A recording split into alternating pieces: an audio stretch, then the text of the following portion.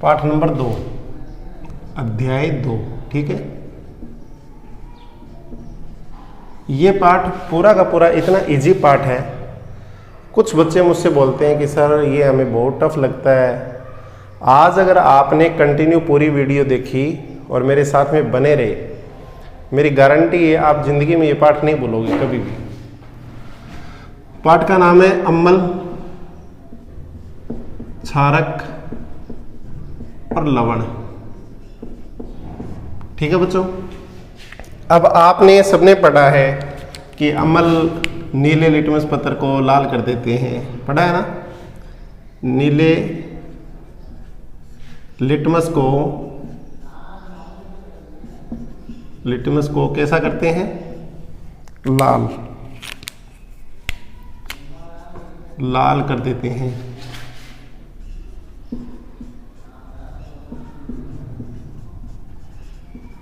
ठीक है, अब बच्चों रटना नहीं है, समझना है। देखो, अम्ल को इंग्लिश में एसिड बोलते हैं, एसिड।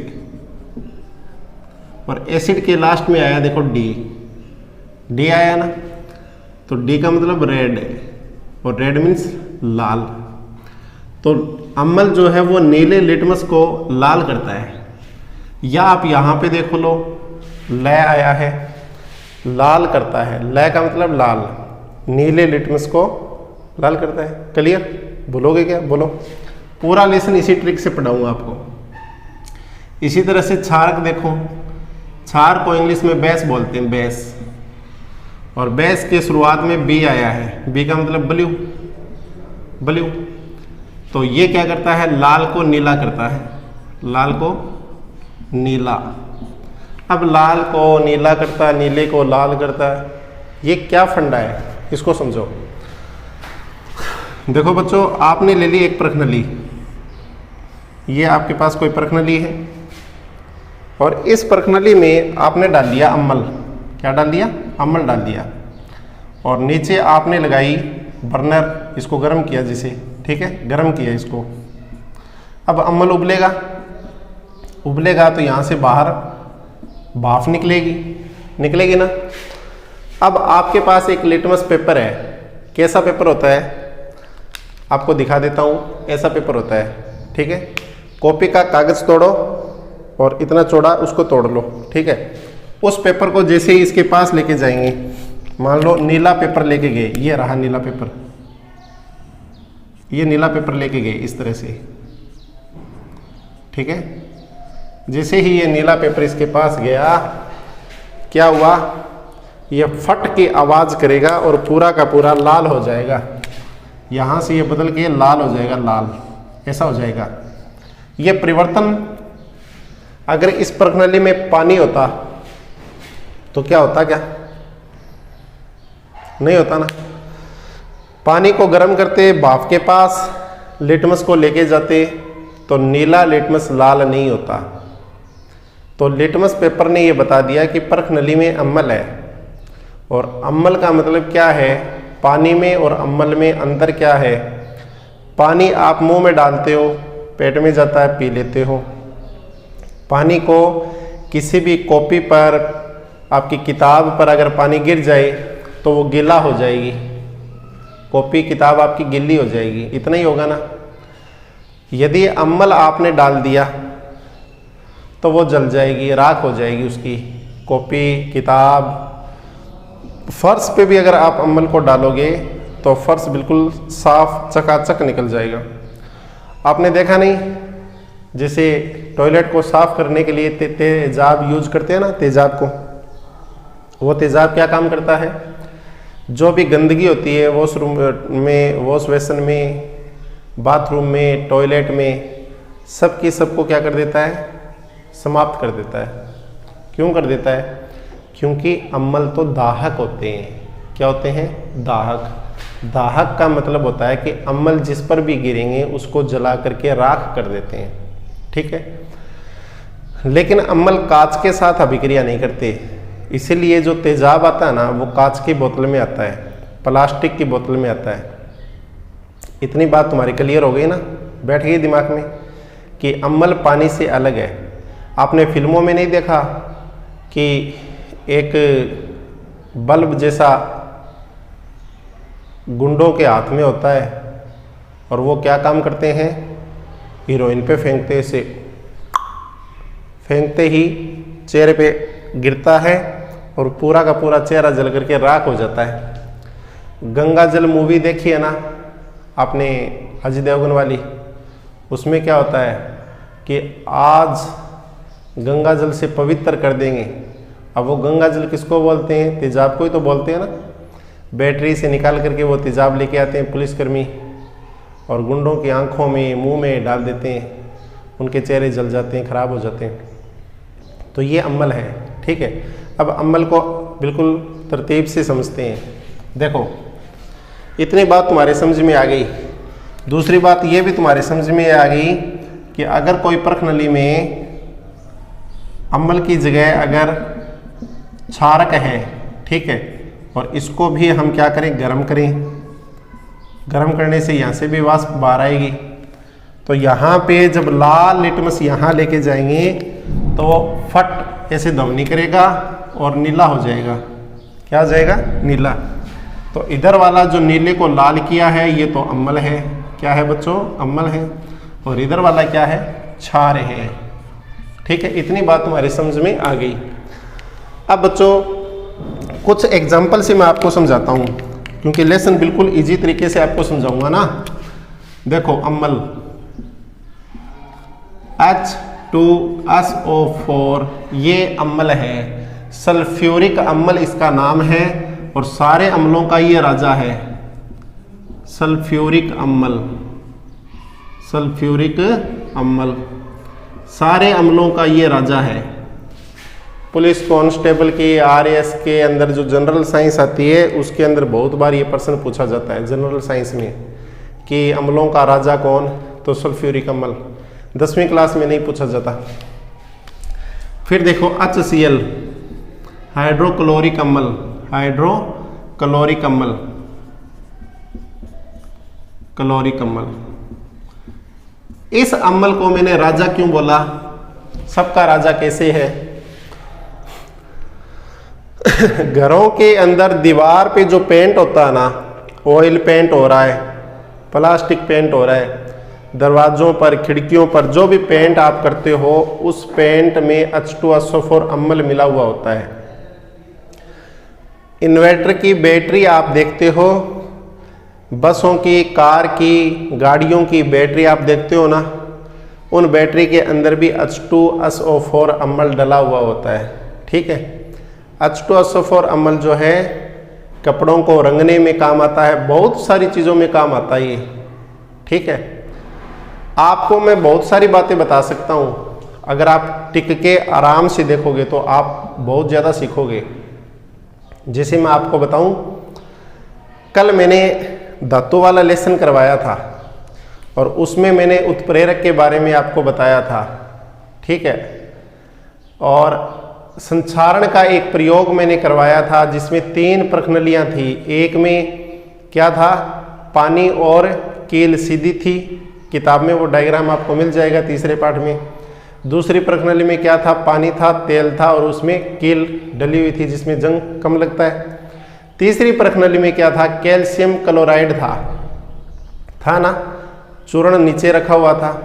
वो चूर्ण क्या कर रहा था, वायु को अब्जॉर्ब कर रहा था, मतलब वायु को अवशोषित कर रहा था। अब वो चीज़ें आपने रियल लाइफ में भी देखी है। कहाँ देखी है वो बता देता हूँ।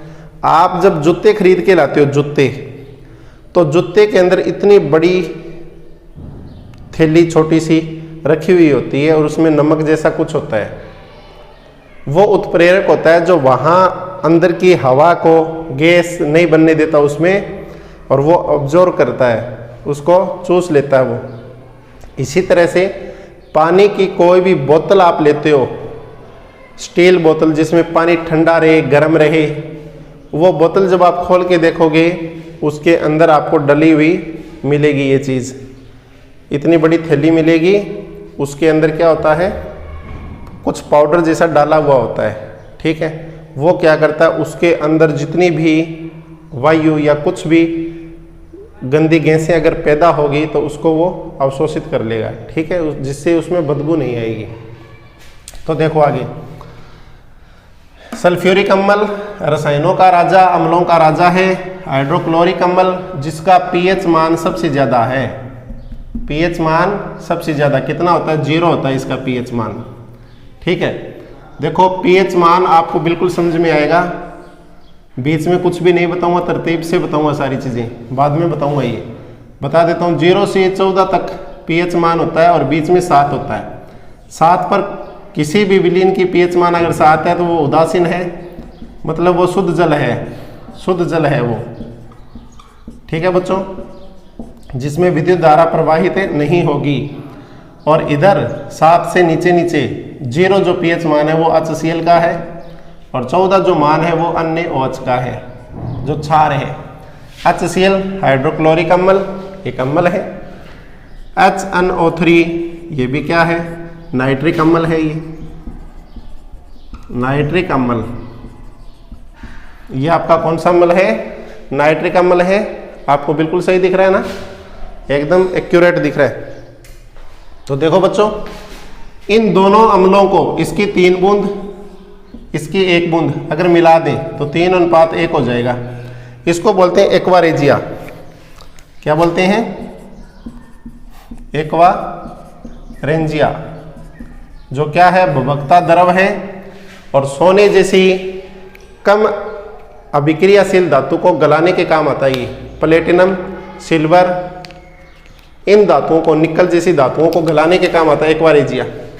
तो साथ साथ मैं बता रहा हूँ ना, तीसरा पार्ट भी आपका क्या है, साथ में रिवाइज हो रहा है, अगर कोई इनसे जुड़ा हुआ पर्सन आ रहा है तो देखो सब में H H H आगे लगा हुआ है। ये सब के सब क्या है, अम्ल है, सब के सब क्या है, ये अम्ल है। अब देखो बच्चों, इन सब अम्लों में क्या है, हाइड्रोजन है, सब में हाइड्रोजन हाइड्रोजन हाइड्रोजन। तो जब भी कोई अम्ल धातु से अभिक्रिया करे, जैसे ये जिंक है, जिंक धातु से अभिक्रिया करे या फेरम से क्रिया करे, किसी भी धातु से क्रिया करे, तो ये हाइड्रोजन गैस देते हैं। कौन सी गैस देते हैं, हाइड्रोजन गैस देते हैं। अब अम्ल जो है ना वो 2 प्रकार के होते हैं। जैसे क्लास में बच्चे 2 प्रकार के, एक तो इंटेलिजेंट है, एक कमजोर है। कमजोरों को दुर्बल बोल देते हैं और इंटेलिजेंटों को बुद्धिमान, प्रबल बोल देते हैं। तो अम्ल भी 2 प्रकार के हैं। प्रबल अम्ल जो ये H आयन पानी में ज़्यादा दे, किसी भी विलयन में अगर इनको डालें तो ये H पॉजिटिव आयन ज़्यादा दे दें, उसको प्रबल अम्ल बोलते हैं। पेपर में आ गया जैसे कि प्रबल अम्ल किसे कहते हैं, कि वे अम्ल जो जलीय विलयन में H पॉजिटिव आयन ज़्यादा देते हैं। अब ज़्यादा को क्या लिखा हुआ होता है किताब में, अधिक। क्या लिखा हुआ होता है, अधिक, तो अधिक लिखो ना, कि वे अम्ल जो जलीय विलयन में H पॉजिटिव आयन अधिक देते हैं उन्हें प्रबल अम्ल कहते हैं। और वे अम्ल जो जलीय विलयन में H पॉजिटिव आयन कम देते हैं उन्हें हम दुर्बल अम्ल कहते हैं। आगे बात समझ में, नहीं बोलोगे, क्लियर, देखते जाओ, सब सिखा दूंगा बच्चों। दुर्बल अम्ल जो है इस तरह से CH3COOH। अब इतनी बात तुम्हारी समझ में आ गई कि अम्ल में तो H H H ये लगा हुआ आगे। अगर क्षार की बात करें ना तो क्षार ऐसे है, NaOH, KOH, KOH, अन्य OH और Mg all twice OH all twice 2, CaOH all twice 2। ये सारे के सारे क्या हैं, क्षार हैं। अब क्षार कैसे बने हैं, देखो इनमें सब में धातुएं हैं। क्षार में क्या है, धातु है, धातु। ये देखो धातु है, ये धातु है, सब के सब धातुएं हैं ये, ठीक है। और ये धातुएं किससे जुड़ी है, किसी प्रक्रियात्मक समूह से जुड़ी है। ये हाइड्रोक्साइड से जुड़ी है और जुड़ करके इन्होंने क्षार बनाया। साबुन भी क्या होती है, क्षार होती है। साबुन क्या होती है बच्चों? क्षार होती है, ठीक है। तो और अम्ल में क्या है? सब अम्लों के अंदर हाइड्रोजन है, गैस है, ये गैस है, और ये गैस इन लवणों के साथ में जुड़ी है, ठीक है, और ये अम्ल बन गई। और दूसरी बात ये भी बता दूं, ये सारे अम्ल जो है ये संश्लेषित अम्ल है। संश्लेषित का मतलब है बच्चों, हमने हमारी लैब में तैयार किए इन अम्लों को, हमारी प्रयोगशाला में हमने तैयार किए इन अम्लों को, ठीक है। तो अब मैं आपको आराम से करवाता हूं डिटेल से सारी चीजें। आपने देख लिया ना, क्षार ये है OH OH OH OH, ये लगा मिले, सबके सब क्षार है। आगे धातु लगी मिले, क्षार है। क्षार भी दो प्रकार के हैं, ये वाले प्रबल हैं, ये वाले दुर्बल हैं, ठीक है। प्रबल क्षार किसको बोलेंगे? वे पदार्थ जो जलीय विलयन में OH नेगेटिव आयन, ऐसे OH नेगेटिव आयन अधिक मात्रा में देते हैं, उन्हें क्षार कहते हैं, प्रबल क्षार कहते हैं। और वे पदार्थ या वे क्षार जो जलीय विलयन में कम मात्रा में OH नेगेटिव आयन देते हैं, OH नेगेटिव आयन देते हैं, उन्हें हम दुर्बल क्षार कहते हैं, दुर्बल क्षार कहते हैं, ठीक है। अब मैं आपको डिटेल से करवाता हूं सारी बातें। ये इतनी बात तुम्हारी समझ में आ गई ना? सिंपल बना दूंगा। लवण का मतलब क्या है? नमकीन। अम्ल स्वाद में खट्टा है, क्षार स्वाद में कड़वा है, और लवण क्या है? लवण को अंग्रेजी में साल्ट बोलते हैं, और साल्ट का मतलब नमक, और नमक का मतलब नमकीन, जो आप खाते हो ना NaCl वगैरह, ये घर पे खाते हो ना नमक, आयोडीन वगैरह, उसको क्या बोलते हैं? लवण बोलते हैं। सिंपल है ना तीनों? बिल्कुल इजी। देखो, अम्ल, सबसे पहले अम्ल की परिभाषा एग्जाम में आती है। अम्ल का एग्जाम्पल देखो पहले। आपके घर में इमली बचपन में आपने खाई, अम्ल है उसमें। स्वाद में खट्टी जितनी भी चीजें हैं सब में अम्ल है। टमाटर स्वाद में खट्टा, अम्ल है। दही स्वाद में खट्टी, उसमें अम्ल है। लस्सी स्वाद में खट्टी, संतरे स्वाद में खट्टे, मौसम्बी स्वाद में खट्टी, इन सब में अम्ल है, सब में अम्ल है। समझ गए इस बात को? देखो, अगर आपको कोई चिंटी काट ले, चिंटी का डंक, उसमें भी फार्मिक अम्ल है, उसमें भी क्या है? फार्मिक अम्ल है। नेटल का डंक, उसमें भी फार्मिक अम्ल है। अब नेटल किसको बोलते हैं? मधुमक्खी काटती है ना आपको, और एक वो ततैया काटता है ना, जिसको टांटिया बोल देते हैं कई लोग, उसके डंक में भी क्या? अम्ल है। इलाज किससे किया जाता है? डॉग के पौधे से, उसकी पत्तियों से, ठीक है। इन सब में क्या है? अम्ल है। तो इस तरह से आपने ये सीखा है ना अच्छी तरह से।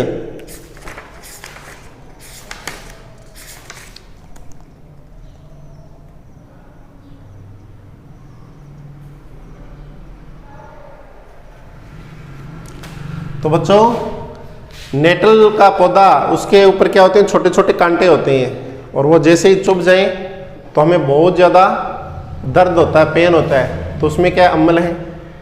और उसका इलाज कैसे करेंगे? डॉग की पत्तियों से, ठीक है। सारा बताता हूँ आपको। देखो, अम्ल देखो, सबसे पहले अम्ल की परिभाषा ये लिखोगे, वे पदार्थ जो जलीय विलयन में H पॉजिटिव आयन देते हैं,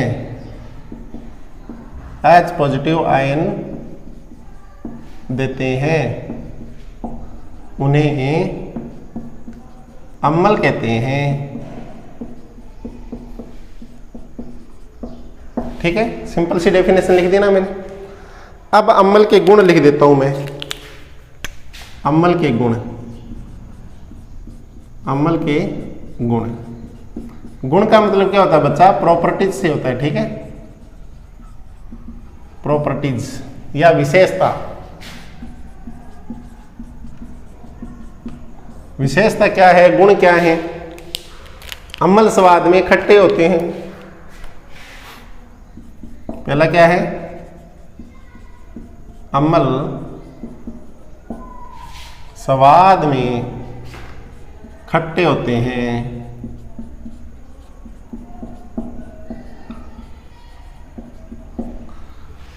अब क्या सोच रहे हैं कि सर गोबर भी स्वाद में खट्टा होता है, खा के देखा आप लोगों ने? नहीं देखा ना, सोचना भी मत, ठीक। नंबर 2, अम्ल स्वाद में खट्टे होते हैं, नीले लिटमस को लाल कर देते हैं। नीले लिटमस को लाल कर देते हैं, लाल कर देते हैं। नंबर 3, अम्ल धातुओं से अभिक्रिया करके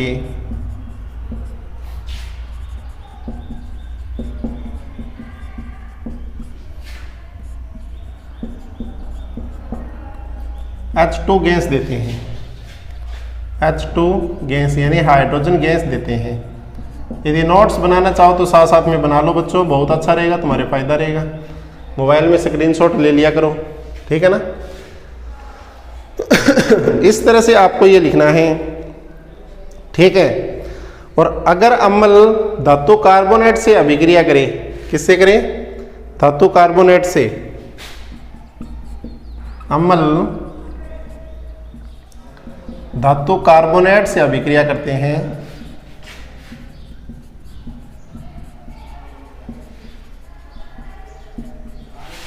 अभिक्रिया करके CO2 गैस देते हैं।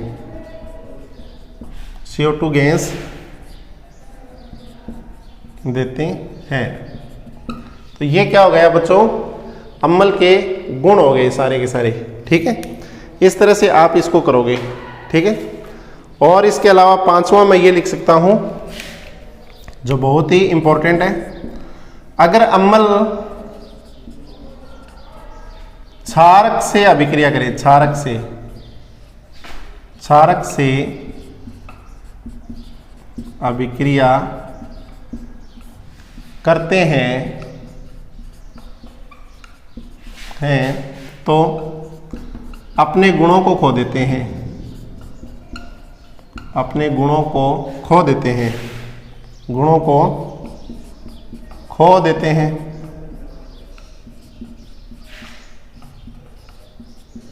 और लवण व जल बनाते हैं, लवण व जल बनाते हैं। इतनी बात आ गई समझ में? ये सारे के सारे क्या हैं? अम्ल के गुण हैं। अम्ल की ये परिभाषा है, ये अम्ल के गुण हैं। पक्का याद कर लो, एग्जाम में पक्का प्रश्न आता है इसमें से। अब लेते हैं किसको? क्षार को। क्षार को वे पदार्थ लिख देता हूं मैं यहाँ पे, क्षार या क्षारक। वे पदार्थ जो जलीय विलयन में OH नेगेटिव आयन देते हैं उन्हें क्षारक कहते हैं, क्षारक, ठीक है बच्चों। और क्षारक के गुण देखो, क्षारक के गुण सब जगह बस ये चेंज कर दूंगा मैं, क्षार या क्षारक। क्षारक स्वाद में कड़वे होते हैं। कैसे होते हैं? कड़वे।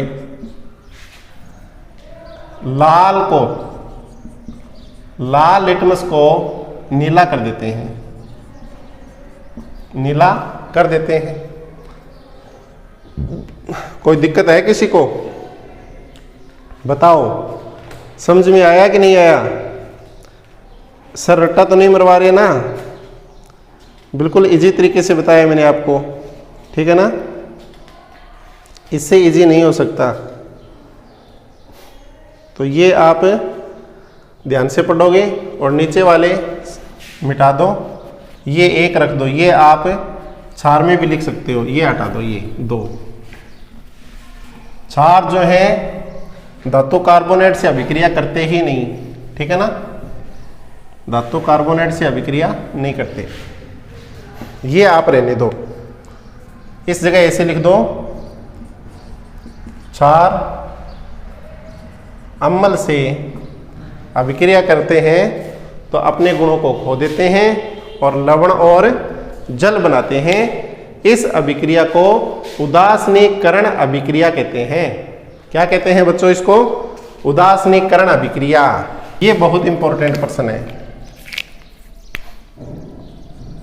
प्रबल अम्ल, दुर्बल अम्ल, प्रबल क्षार, इसमें से पक्का आएगा एग्जाम में, ठीक है।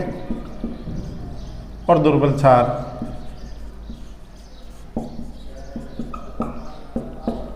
देखो बच्चों, प्रबल अम्ल वे अम्ल जो जलीय विलयन में H पॉजिटिव आयन अधिक सांद्रता में देते हैं। H पॉजिटिव आयन अधिक मात्रा में देते हैं, ये लिख दो, ठीक है। अधिक मात्रा में देते हैं, उन्हें क्या कहते हैं? प्रबल अम्ल कहते हैं। कोई दिक्कत? बिल्कुल इजी है। और दुर्बल अम्ल किसे कहेंगे? वे अम्ल जो जलीय विलयन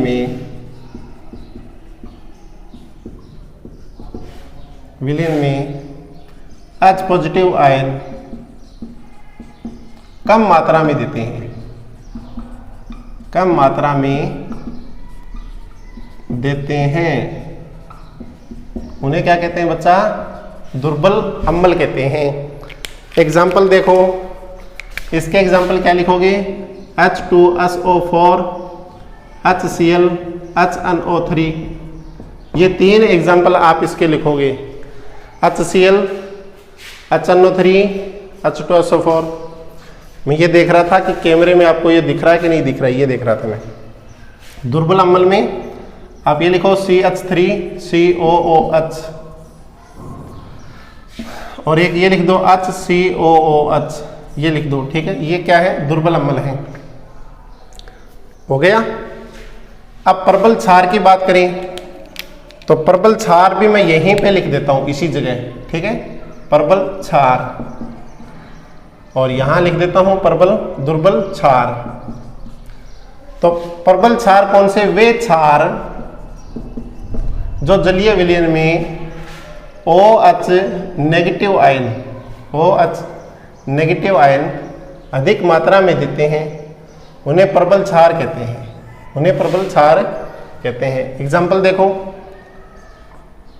अन्य OH, KOH, और इसके अलावा और क्या लिखोगे? अन्य OH लिख दो, KOH लिख दो, ये 2 बहुत है, ठीक है। दुर्बल क्षार की अगर बात करो तो दुर्बल क्षार में क्या लिखो? इस जगह पे अम्ल लिख दो, ये क्षार लिख दो। वे क्षार जो जलीय विलयन में OH नेगेटिव आयन कम मात्रा में देते हैं, उन्हें हम क्या कहते हैं? दुर्बल क्षार कहते हैं। एग्जाम्पल आते हैं एग्जाम में ऐसे आएगा प्रश्न, सुमेलित करो। एग्जाम में प्रश्न कैसे आएगा कि सुमेलित करो। क्या सुमेलित करो? एक तरफ आपको प्रबल और दुर्बल दोनों क्षार दे देंगे और फिर आपको ये पूछेगा कि कौन कौन से दुर्बल हैं, कौन कौन से प्रबल हैं। तो दुर्बल क्षार कौन कौन से हैं? CaOH होल ट्वाइस 2 और MgOH होल ट्वाइस 2। अब बच्चों, जो प्रश्न आया हुआ है एग्जाम में वो मैं आपको बता देता हूं। दोनों की परिभाषा आपके समझ में आ गई ना? मिटा दो, स्क्रीनशॉट ले लिया करो और कॉपी में उतार लिया करो, ठीक है। देखो, प्रश्न ये आया था बोर्ड एग्जाम में, निम्न को सुमेलित करो। क्या सुमेलित करना था? इस तरह आपको ये दे दिया HCl HNO3 CaOH H2 और ये दे दिया जैसे KOH, ये दे दिया इस तरह से, और एक आपको दे दिया CH3COOH और एक दे दिया MgOH H2। अब इधर नाम लिख दिए कि ये बताओ कौन कौन सा क्या है। तो ये बच्चों प्रबल अम्ल है और ये वाला प्रबल अम्ल है। ये बच्चों दुर्बल क्षारक है, दुर्बल क्षारक है। ये प्रबल क्षारक है, प्रबल क्षारक। और ये बच्चों क्या है? दुर्बल अम्ल। और ये बच्चों क्या है? क्या है? ये दुर्बल क्षार है, प्लस ये क्या है? Milk of magnesia. क्या है? Milk of magnesia. ये दिया हुआ था ऑप्शन में, तो ये आप लिख सकते हो मिल्क ऑफ मैग्नीशिया है। मिल्क ऑफ मैग्नीशिया क्या काम आता है? ये मिल्क ऑफ मैग्नीशिया क्या काम आता है? मान लो आपको एसिडिटी हो गई, आपने कुछ खट्टी चीजें ज्यादा खा ली और आपको एसिडिटी हो गई, ठीक है। अब उस एसिडिटी के प्रभाव को खत्म करने के लिए आपको एंटासिड लेनी पड़ेगी। क्या लेनी पड़ेगी? एंटासिड। एंटासिड क्या है? जिसे रेंटेक, रेंटाडिन, इस तरह की टेबलेट आती है ना, वो पानी के साथ जैसे ही आप लोगे तो क्षार अम्ल के साथ अभिक्रिया करेगा और दोनों अपने गुणों को खो देंगे और लवण और जल बनेगा और आपको आराम आ जाएगा, है ना। तो इस तरह से ये प्रश्न आते हैं, ठीक है। बाकी हम अगले पार्ट में करेंगे।